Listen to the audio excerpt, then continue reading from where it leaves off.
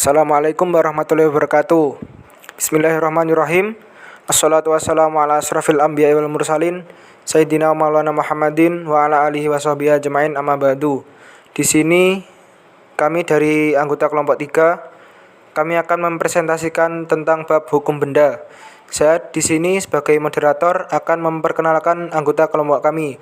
Yang pertama Ana Budi Listiani, kedua Arum Puspa Agustina, 3 Aulianisma Ramadhani, 4 Dimas Rizky, 5 Ilham Haji Nur Galih. Selanjutnya presentasi akan kami serahkan kepada yang bertugas. Baik, yang selanjutnya arti benda. Pengertian yang paling luas perkataan benda adalah segala sesuatu yang dapat dihai oleh orang, yang berarti benda sebagai objek dalam hukum. Ada juga perkataan benda dipakai dalam arti yang sempit, yaitu sebagai barang yang dapat dilihat saja. Ada juga dipakai jika yang dimaksud kekayaan seorang menurut pasal 499 KUHP Perdata. Pengertian benda adalah segala sesuatu yang dapat menjadi objek hak milik. Yang dapat menjadi objek hak milik dapat berupa barang dan dapat pula berupa hak, seperti hak cipta, hak paten, dan lain-lain. Namun pengertian benda yang dimaksud oleh KUHP Perdata adalah benda berwujud seperti kendaraan, bermotor, tanah, dan lain-lain. Sedangkan benda tak berwujud seperti hak cipta, paten tidak diatur oleh KUH Perdata, melainkan diatur dalam undang-undang tersendiri, yaitu Undang-Undang Perlindungan HKI, Hak Atas Kekayaan Intelektual. Jadi di dalam KUH Perdata, kata zak mempunyai dua arti, yaitu barang berwujud dan bagian dari harta kekayaan, yang termasuk zak selain daripada barang yang berwujud. Juga beberapa hak tertentu sebagai barang yang tak berwujud, juga berhak tertentu sebagai barang yang tak berwujud. Selain pengertian tersebut, benda dapat berarti bermacam-macam, yaitu A. Benda sebagai objek umum, B. Benda sebagai kepentingan, C. Benda sebagai kenyataan umum, dan D. Benda sebagai perbuatan hukum. Baik, untuk selanjutnya yaitu pengaturan hukum benda. Sistem pengaturan hukum benda adalah sistem tertutup. Artinya orang tidak dapat mengadakan hak-hak kebenaran baru selain yang sudah ditetapkan dalam undang-undang. Jadi hanya dapat mengadakan hak kebendaan terbatas pada yang sudah ditetapkan dalam undang-undang saja. Hal ini berlawanan dengan sistem hukum perikatan, di mana hukum perikatan mengenal sistem terbuka. Artinya orang dapat mengadakan perikatan ataupun perjanjian mengenai apapun juga, baik yang sudah ada aturannya dalam undang-undang maupun yang belum ada peraturannya sama sekali. Jadi siapapun boleh mengadakan suatu perikatan atau perjanjian mengenai apapun juga. Dengan demikian, hukum perikatan mengenal asas kebebasan berkontrak. Namun demikian, berlakunya asas kebebasan berkontrak ini dibatasi oleh Undang-Undang Kesusilaan dan Ketertiban Umum. Pembedaan macam-macam benda. Menurut Prof. Subekti, benda dapat dibagi atas beberapa macam. Yang pertama, benda yang dapat diganti, contohnya uang. Dan benda yang tidak dapat diganti, contohnya seekor kuda. Yang kedua, benda yang dapat diperdagangkan. Dan benda yang tidak dapat diperdagangkan, contohnya jalanan dan lapangan umum. Yang ketiga, benda yang dapat dibagi, contohnya beras, dan benda yang tidak dapat dibagi, contohnya seekor kuda. Yang keempat, benda yang bergerak, contohnya perabot rumah, dan yang tidak dapat bergerak, contohnya tanah.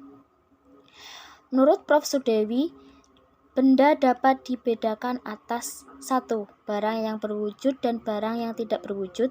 Yang kedua, barang yang bergerak dan tidak bergerak.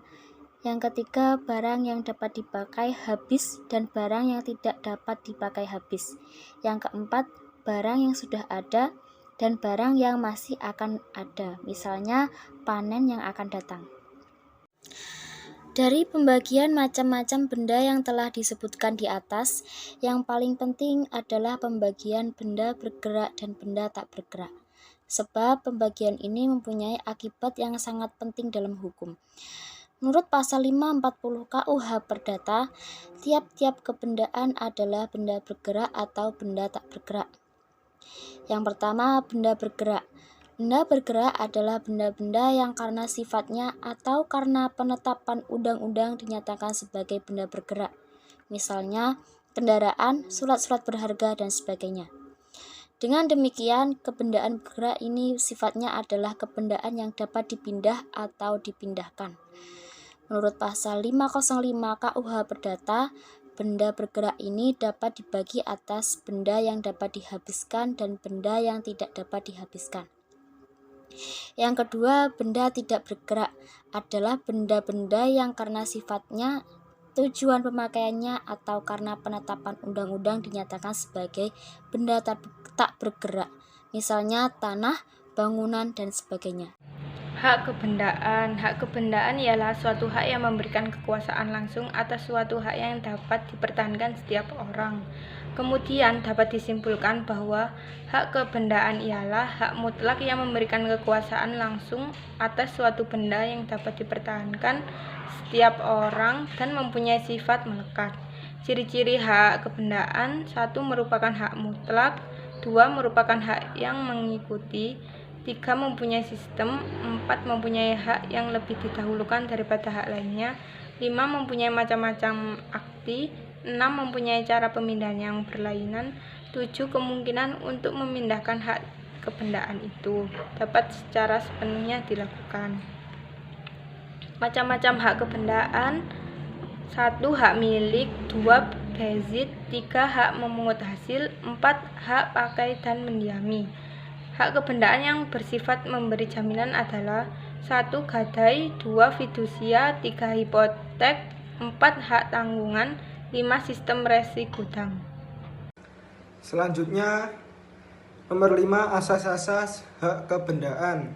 Asas-asas hak kebendaan ada 5, yaitu nomor 1, asas sistem tertutup, yaitu hak kebendaan bersifat inisiatif yang terbatas hanya pada undang-undang sehingga hak-hak terbaru tidak diperkenalkan. 2. Asas hak mengikuti, yaitu hak kebendaan mengikuti kepada tangan siapapun benda tersebut berada. 3. Atas publisitas, yaitu memberikan pengumuman kepada masyarakat mengenai status kepemilikan melalui pendaftaran secara resmi. Nomor 4, asas spesialitas, yaitu menunjukkan secara detail wujud nyata dari hak kepemilikan kepada lembaga. Detail memuat bentuk, batas, letak, dan luas benda. Nomor 5, asas totalitas, di mana seorang pemilik menguasai benda dari berbagai bagian. Misalnya, seorang yang memiliki rumah, maka bagian-bagian dari rumah itu secara total adalah miliknya. Nomor 6, asas perlekatan lahir dari asas totalitas, di mana suatu benda dan bagian-bagiannya menjadi satu dengan benda pokoknya. Yang nomor 7, asas pemisahan horizontal, yaitu penganutan asas hukum adat. Nomor 8, asas dapat diserahkan, yaitu hak kepemilikan mengandung wewenang untuk menyerahkan benda. Yang nomor 9, asas perlindungan bagi pihak yang beritikat baik. Baik, selanjutnya cara memperoleh hak kebendaan. Ada beberapa cara untuk memperoleh hak kebendaan, seperti yang pertama melalui pengakuan. Benda yang tidak diketahui siapa pemiliknya atau res nullius kemudian didapatkan dan diakui oleh seseorang yang mendapatkannya dianggap sebagai pemiliknya. Yang kedua, melalui penemuan. Benda yang semula milik orang lain akan tetapi lepas dari penguasaannya karena misalnya jatuh di perjalanan, maka barang siapa yang menemukan barang tersebut dan ia tidak mengetahui siapa pemiliknya, maka menjadi pemilik barang yang ditemukannya. Yang ketiga, melalui penyerahan. Cara ini yang lazim, yaitu hak kebendaan diperoleh melalui penyerahan berdasarkan alas hak atau reset title tersebut, seperti jual beli, sewa menyewa, hibah, warisan, dan lain sebagainya. Dengan adanya penyerahan, maka title berpindah kepada siapa benda itu diserahkan. Yang keempat, dengan daluarsa. Barang siapa yang menguasai benda bergerak yang dia tidak ketahui siapa pemilik benda itu sebelumnya, misalnya karena menemukannya, hak milik atas benda itu diperoleh setelah lewat waktu 3 tahun sejak orang tersebut mengetahui benda yang bersangkutan. Untuk benda tidak bergerak, daluarsanya adalah yang pertama, jika ada alas hak 20 tahun. Yang kedua, jika tidak ada alas hak 30 tahun. Dan yang ketiga, melalui pewarisan. Hak kebendaan bisa diperoleh melalui warisan berdasarkan hukum waris yang berlaku, bisa hukum adat, hukum Islam, atau hukum Barat. Yang kelima yaitu dengan penciptaan. Seseorang yang menciptakan benda baru, baik dari benda yang sudah ada maupun sama sekali baru, dapat memperoleh hak milik atas benda ciptaannya itu. Selanjutnya yang keenam yaitu dengan cara ikutan atau turunan. Untuk materi yang selanjutnya yaitu hapusnya hak kebendaan. Hak kebendaan dapat hapus atau lenyap karena beberapa hal, yaitu yang pertama, bendanya lenyap atau musnah. Karena musnahnya suatu benda, maka hak atas benda tersebut ikut lenyap. Yang kedua, karena dipindah tangankan. Hak milik, hak memungut hasil, atau hak pakai menjadi hapus bila benda yang bersangkutan dipindah tangankan kepada orang lain. Yang ketiga, benda pelepasan hak, karena pelepasan hak. Yang keempat, karena kadaluarsa.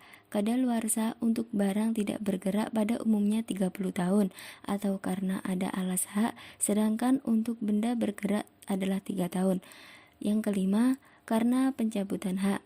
Penguasa publik dapat mencabut hak kepemilikan seseorang atas benda tertentu dengan memenuhi syarat, harus didasarkan suatu undang-undang yang dilakukan dan untuk kepentingan umum atau dengan ganti rugi yang layak. Terima kasih. Sekian dari kelompok kami. Saya ucapkan terima kasih. Wassalamualaikum warahmatullahi wabarakatuh.